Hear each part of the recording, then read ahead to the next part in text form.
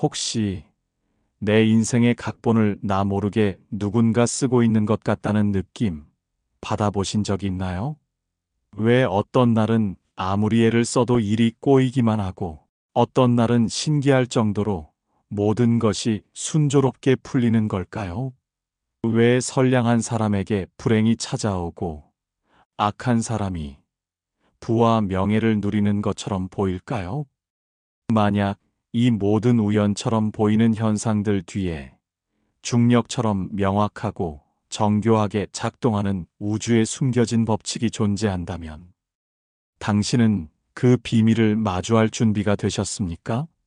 극소수만이 이해하고 활용했던 우주의 가장 근원적인 에너지 법칙에 대한 이야기입니다.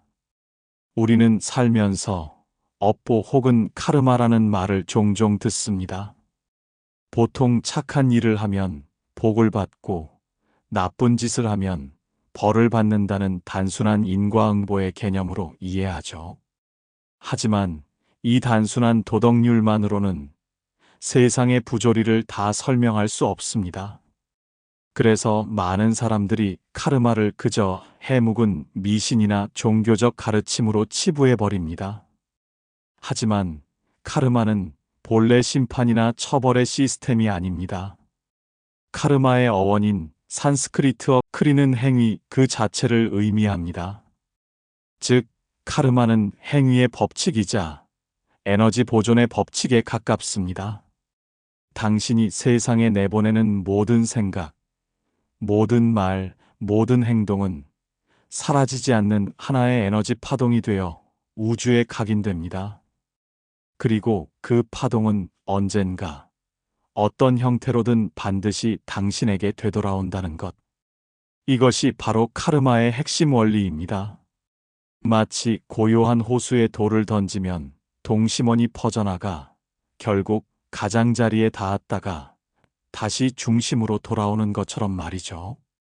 중요한 것은 호수는 돌의 크기나 모양, 색깔을 판단하지 않는다는 겁니다. 그저 던져진 행위에 대한 물리적 결과를 만들어낼 뿐입니다. 우주도 마찬가지입니다. 당신의 행위를 선하다, 악하다라고 도덕적으로 심판하는 것이 아니라 당신이 내보낸 에너지의 파동을 가장 자연스러운 방식으로 당신에게 되돌려줄 뿐입니다. 이것이 카르마의 첫 번째 비밀, 중립성입니다. 카르마의 세 가지 종류와 오해의 해체. 그렇다면 이런 의문이 생깁니다. 나는 분명 선하게 살려고 노력하는데 왜 내 인생은 이렇게 힘들기만 한 걸까? 이 질문에 답하기 위해 우리는 카르마가 단 하나의 개념이 아닌 세 가지 다른 시간대의 층위로 이루어져 있음을 이해해야 합니다. 첫 번째는 산치타 카르마입니다. 이것은 우리가 과거의 수많은 생을 거치며 쌓아온 모든 행위의 총합입니다. 마치 거대한 창고에 가득 쌓인 씨앗들과 같죠. 이 창고에는 좋은 씨앗도 나쁜 씨앗도 어떤 열매를 맺을지 모르는 씨앗도 모두 담겨 있습니다. 우리는 이 거대한 창고의 존재 자체를 인지하지 못하고 살아갑니다. 두 번째는 프라랍다 카르마입니다. 이것은 산치타 카르마라는 거대한 창고 속 씨앗들 중에서 이번 생에 싹을 틔우도록 예약된 일부의 씨앗들을 의미합니다. 당신이 태어난 환경, 부모, 외모, 선천적인 재능이나 약점 같은 것들이 바로 이 프라랍다 카르마에 해당합니다. 이것은 이미 화살통을 떠나 날아가고 있는 화살과 같아서 우리가 이번 생에서 마음대로 바꿀 수 없는 영역입니다. 바로 이 지점 때문에 선한 사람에게도 불행이 닥치는 것처럼 보이는 겁니다.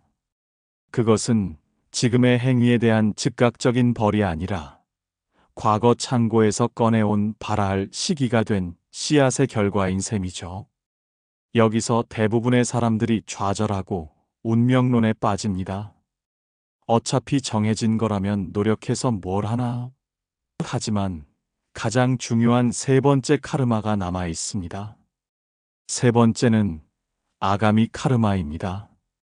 이것이 바로 지금 여기에서 우리가 만들어가는 새로운 카르마입니다. 즉, 우리에게 주어진 자유의지의 영역이죠. 날아오는 화살을 피할 수는 없지만 그 화살을 맞고 어떻게 반응할 것인지, 그리고 앞으로 어떤 새로운 씨앗을 심을 것인지는 오롯이 우리의 선택에 달려 있습니다. 바로 이 아가미 카르마를 어떻게 만들어 가느냐에 따라 우리의 미래, 나아가 다음 생의 프라랍다 카르마가 결정됩니다.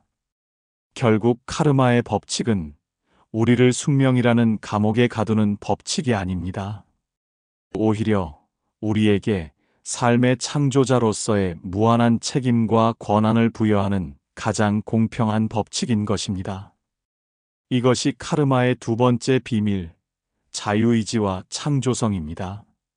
여기에 K라는 한 남자가 있습니다. K는 영리했지만 늘 세상에 대한 불만으로 가득 차 있었습니다. 그는 자신의 불행이 무능한 상사, 이기적인 동료, 불공평한 사회 시스템 때문이라고 굳게 믿었습니다. 그는 종종 교묘하게 책임을 회피하고 다른 사람의 공을 가로채기도 했으며 뒤에서는 험담을 일삼았습니다. 그는 이것이 험한 세상을 살아가는 현명한 처세술이라고 생각했습니다.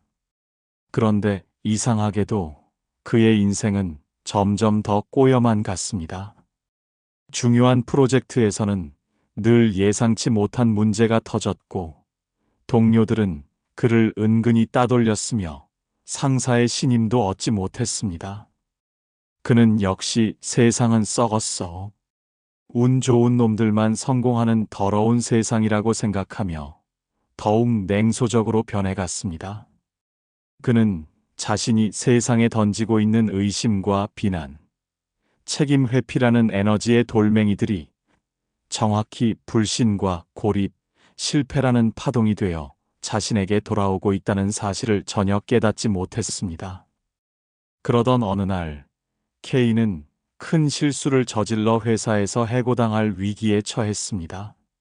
모두가 그를 비난할 때 평소 그가 무시하고 경쟁자로만 여겼던 동료 한 명이 조용히 다가왔습니다. 그리고는 자신의 시간을 쪼개어 K의 실수를 수습하는 것을 도와주었습니다. K는 충격에 빠져 물었습니다. 왜 나를 도와주는 겁니까? 내가 당신에게 어떻게 했는지 알잖아요. 동료는 부드럽게 웃으며 말했습니다. 당신이 나에게 어떻게 했는지는 당신의 카르마이고, 그런 당신을 돕는 것은 나의 카르마이니까요.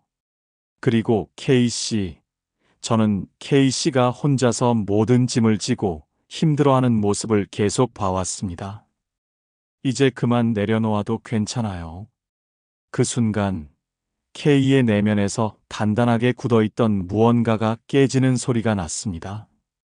그는 처음으로 자신의 행동이 타인에게 어떤 상처를 주었는지, 그리고 자신이 얼마나 어리석은 방식으로 세상을 대하고 있었는지 깨달았습니다. 그것은 지적인 이해가 아닌 가슴을 울리는 통렬한 각성이었습니다. 그날 이후 K는 변하기 시작했습니다. 그는 새로운 직장을 구하는 과정에서 더 이상 남을 탓하거나 꼼수를 부리지 않았습니다. 대신 자신이 가진 능력을 정직하게 보여주고 면접관의 말을 경청했으며 다른 지원자들에게도 진심으로 행운을 빌어주었습니다. 경비원에게도 먼저 웃으며 인사를 건넸고 카페 직원의 작은 실수에도 너그럽게 대처했습니다. 놀라운 변화는 그때부터 시작되었습니다. 그의 표정이 바뀌자 사람들의 태도가 달라졌습니다. 그의 진솔한 태도는 면접관에게 깊은 인상을 남겼고 예전보다 훨씬 더 좋은 조건의 회사에 입사하게 되었습니다. 새로운 직장에서 그는 동료들을 돕고 그들의 이야기에 귀를 기울였습니다. 그러자 동료들은 그를 신뢰하고 따르기 시작했고 이전에는 상상도 못했던 협업의 시너지가 일어났습니다. 그는 더 이상 외롭지 않았습니다. 세상은 여전히 불공평한 면이 있었지만 적어도 그의 세상은 따뜻하고 풍요로운 곳으로 변해가고 있었습니다. 케이는 깨달았습니다. 세상이 변한 것이 아니었습니다. 자신이 세상을 향해 던지는 파동의 종류를 바꾸자 우주가 그에게 되돌려주는 파동의 종류가 바뀐 것뿐이라는 사실을 말이죠. 이것이 카르마의 세 번째 비밀, 변화의 시작점은 언제나 나 자신이라는 것입니다. 실천적 방법론, 카르마를 정화하고 좋은 카르마를 쌓는 4가지 방법. 그렇다면 우리는 K처럼 어떻게 우리의 아가미 카르마를 의식적으로 디자인하고 과거의 부정적인 카르마를 정화해 나갈 수 있을까요? 거창한 종교의식이나 고행이 필요한 것이 아닙니다. 일상 속에서 실천할 수 있는 4가지 강력한 방법이 있습니다. 첫째, 의도를 알아차리는 연습입니다. 카르마에서 가장 중요한 것은 행위의 결과가 아니라 그 행위를 일으킨 의도의 에너지입니다. 똑같이 1억을 기부하더라도 순수한 자비심에서 한 기부와 명성을 얻고 세금을 감면받기 위해 한 기부는 전혀 다른 파동의 씨앗을 심는 것입니다. 어떤 행동을 하거나 말을 하기 전 아주 잠깐 멈추고 스스로에게 물어보세요. 나는 지금 어떤 마음에서 이것을 하려고 하는가? 나의 이기심인가? 두려움인가? 아니면 사랑과 성장, 조화의 마음인가? 자신의 의도를 알아차리는 것만으로도 우리는 수많은 부정적 카르마를 만드는 것을 멈출 수 있습니다. 둘째, 결과에 대한 집착을 내려놓는 연습입니다. 우리는 선한 행동을 할 때조차 이만큼 했으니 복을 받아야 해라는 보상 심리를 갖기 쉽습니다.